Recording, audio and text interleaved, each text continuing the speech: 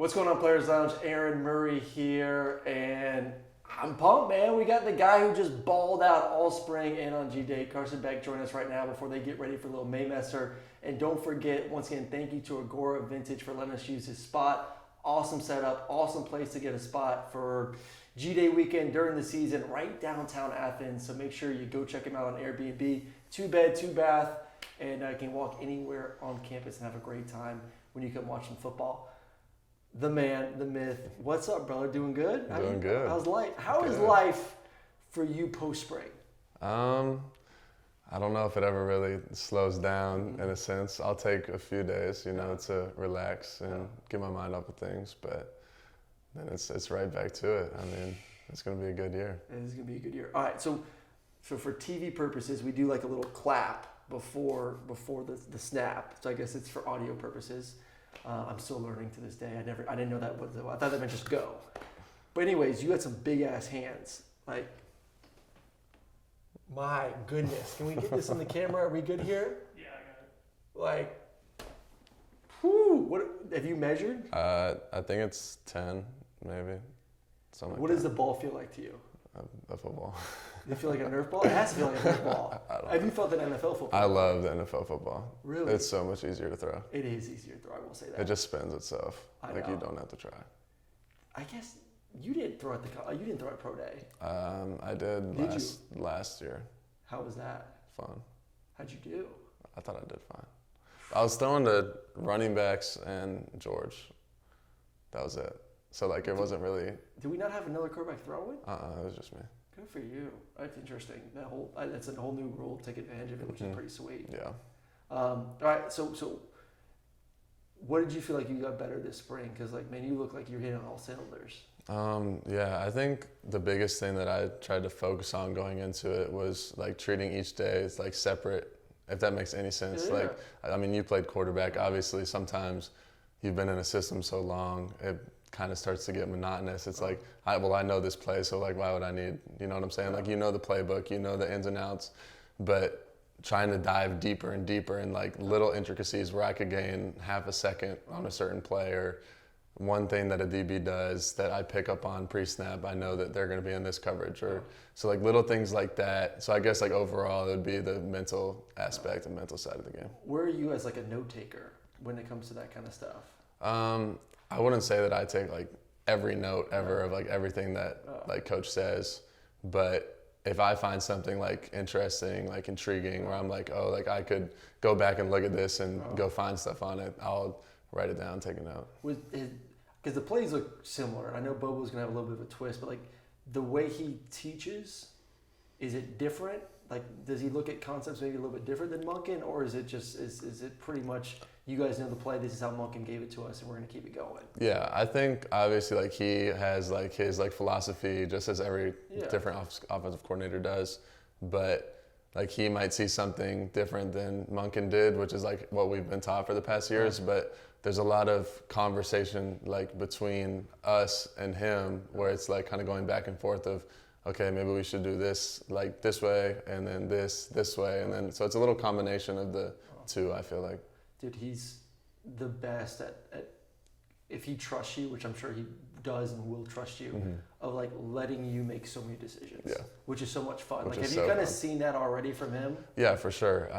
Like even just going into like scrimmages, like obviously scrimmage 1, scrimmage 2, G-Day, like there was like conversation about, hey, what plays do you like? Do you like this? Do you like this? Like, what about third down? What about like shots and like specials and stuff like that? So I can definitely like get that sense from him. Did he have you rank him, or did he just say, do you like it? Because he got so pissed at me, because I would be like, I like it all. Just call it. I'll run it. And then he's like, Murray, I know you don't like it, so we're gonna change it up. So like on Fridays, we'd sit down the whole sheet, and he said, you're gonna rank each category. Yeah. So we go like 2x2, pro set, third down, red zone. I have to go 1 through 10. Mm-hmm. Like, are you open like that? Because I didn't want to tell him like not to call something. I feel a like feel for the rankings. Yeah, I feel like it's like he sent like your top 3 plays or whatever from like rundown, second and long, whatever.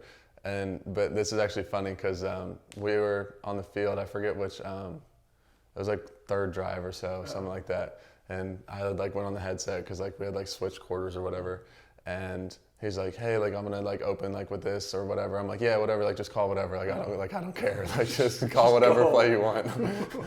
He's like, well, I'm just trying to like get a sense. I'm like, just call it. Like, I don't care. I'm feeling it, Bobo. Just call the play and let us roll. Yeah. I did see him when he was mic'd up. He brought up one interesting thing. I think like UJ Athletics posted it about the whole. Yeah, I think it was about Aaron Rodgers of like the check down. Oh, yeah. Of like seeing it and then bam, it's not there. Just instead of like wasting time going from like 1 to 2 to 3, like man, those guys are dropping. Let me just find my back now. Like what little nugget is that one that maybe you kind of rewatched or any other nuggets that he's given you? Well, I'll like talk on that a little bit. We were like arguing who the best quarterback ever was. Well, they were saying it's number 12, and I was like, you're right, it is number 12. And they were like, yeah, Tom Brady. I was like, no, Aaron Rodgers. Ooh. Yeah, I know that's a hot take for sure.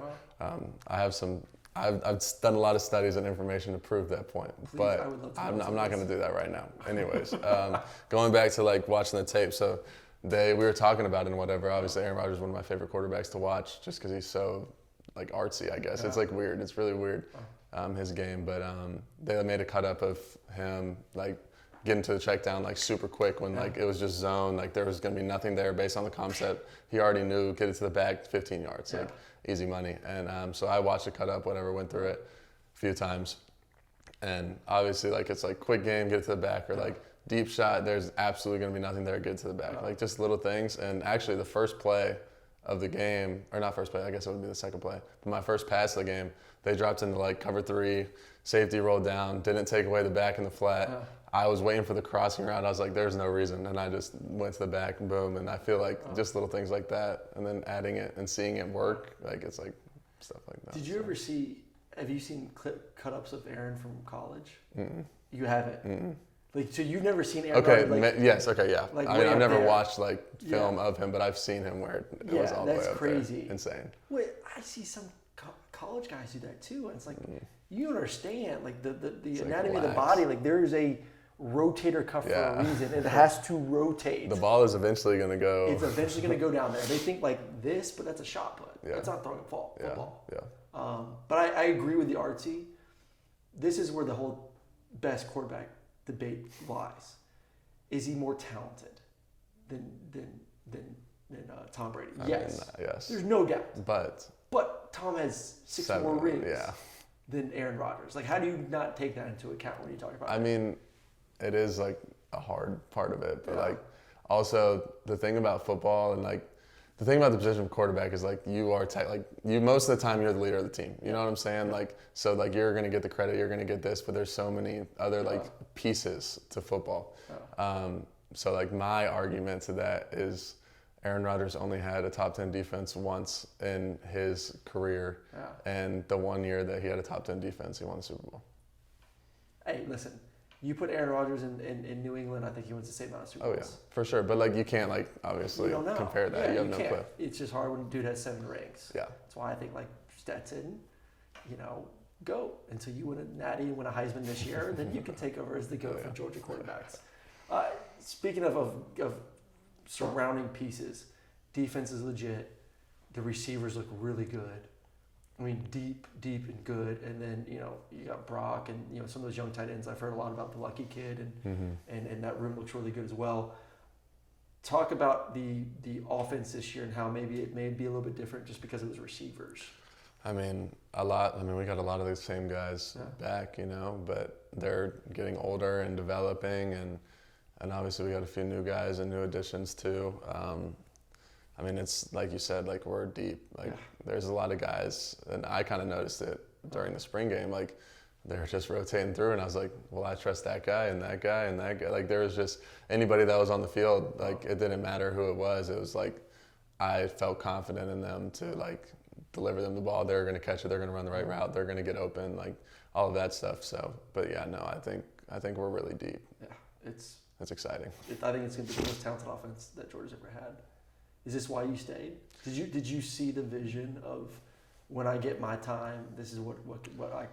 I mean, yeah, I guess that was like part of it, you know? That's definitely part of it. Yeah. I'm excited. Are you ready? Oh, yeah. Like, for the because you've been here now for a while. You and I are Florida boys, Mm-hmm. and I always tell people like, living in Florida, football ain't the same as Georgia. No. And I was like, when I became starting QB, it was shocking to me, like the attention and everything. And I know there's still a battle going on, but like when that does come, if you do get the opportunity, how do you feel like you're more prepared now than maybe you were 2 years ago to handle everything that comes with being in this position? Yeah, I will say like 2 years ago, I definitely wasn't ready at all. Like not even close. I'd say last year I was probably ready. Yeah. I learned a lot from that, like sophomore season of, not playing much and whatnot and all that stuff. But the last year I was definitely ready. But then sitting behind Stetson last year and really like trying to buy in and like treat every game like I was starting, which is so hard to do when you're not. Yeah. But trying to the best of my ability to do that.